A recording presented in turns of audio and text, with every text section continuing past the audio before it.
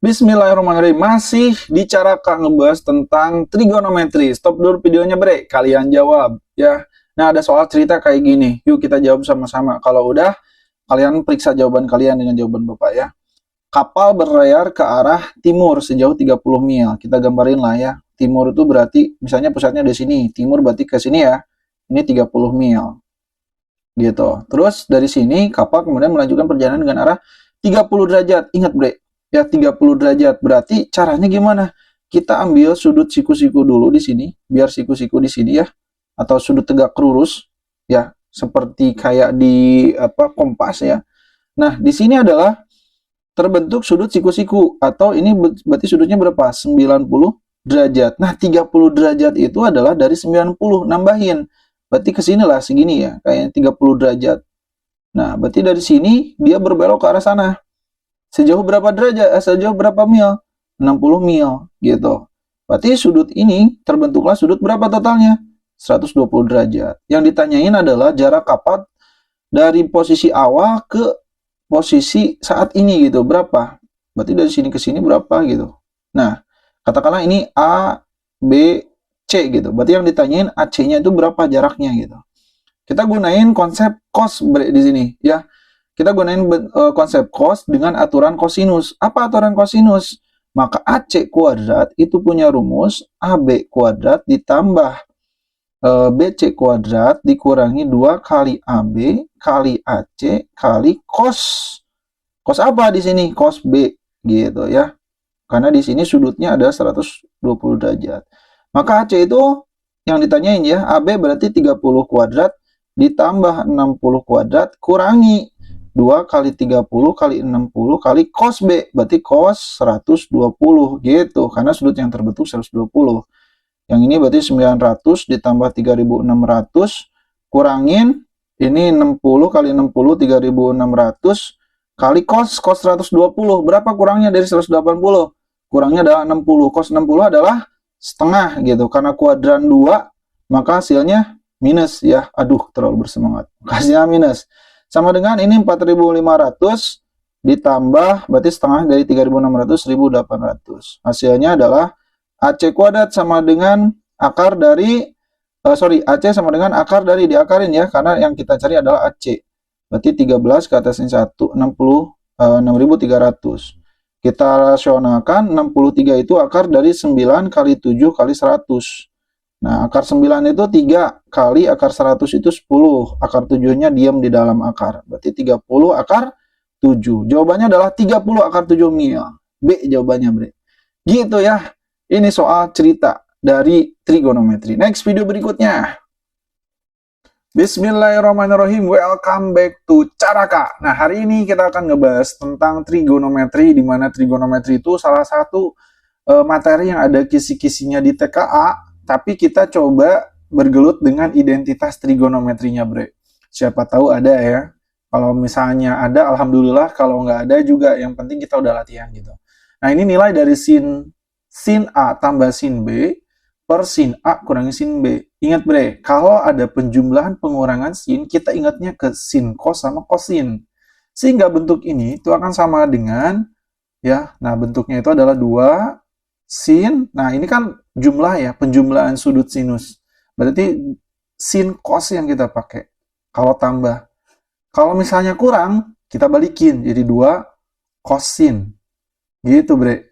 Ya. Jadi ingatnya ke arah sana. Jadi kalau sin dijumlahin itu sin cos. Kalau sin dikurangin jadi cos cosin gitu.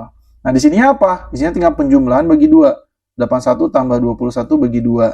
Yang ini juga, yang kalau ini kurangnya 81 kurangi 21 per 2. Yang ini juga sama, jadinya 69 tambah 171 per 2.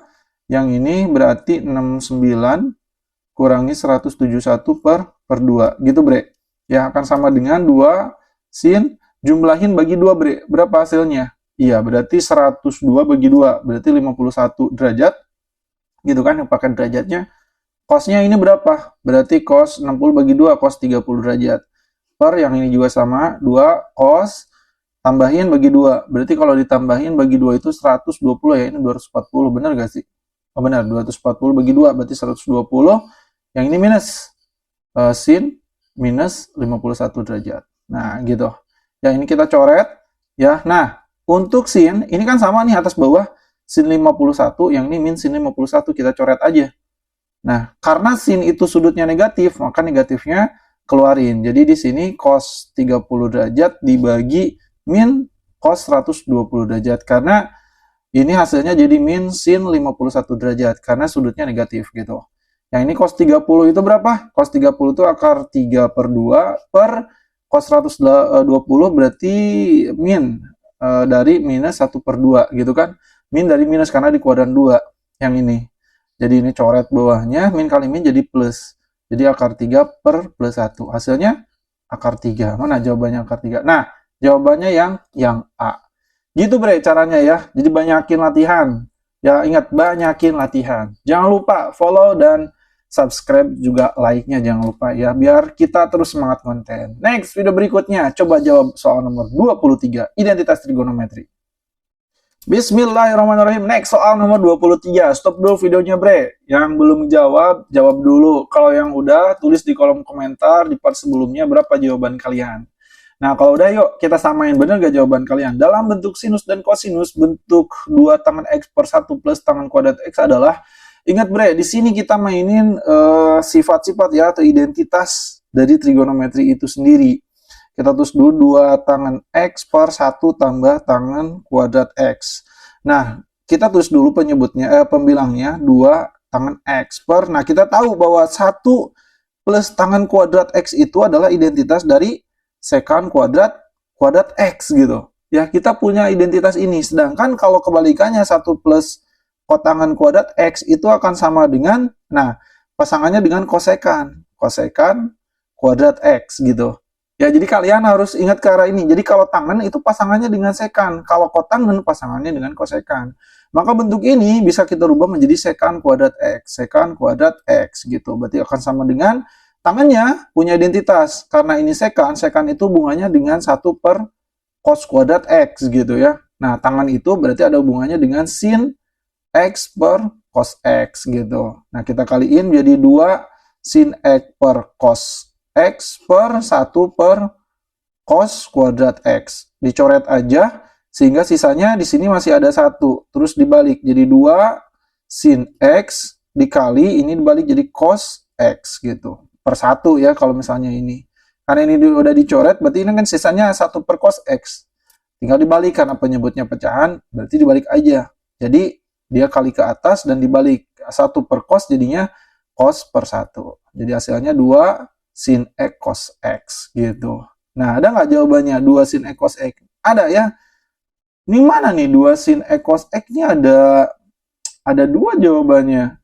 Yang ini sama yang ini juga sin 2X itu penjabarannya 2 sin X cos X.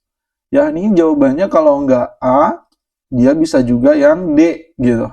Ya, karena 2 sin X cos X itu adalah sudut rangkap dari sin 2X. Jadi mana jawabannya nih? Ini dua-duanya benar. 2 sin X cos X itu adalah jawaban dari perhitungan ini, gitu. Sedangkan 2 sin X cos X itu adalah identitasnya, penjabaran dari identitas sin sudut rangkap, gitu. Berarti jawaban yang paling tepat yang mana? Kalau Bapak condongnya ke yang A, gitu. Kenapa? Karena yang A. Karena hasil dari penyederhanakan ini dalam bentuk sinus dan kosinus. Ingat, dalam bentuk sinus dan kosinus, berarti kita harus pilih yang ada sin sama cosnya. Kalau ini kan sudut rangkapnya. Gitu be alasan Bapak.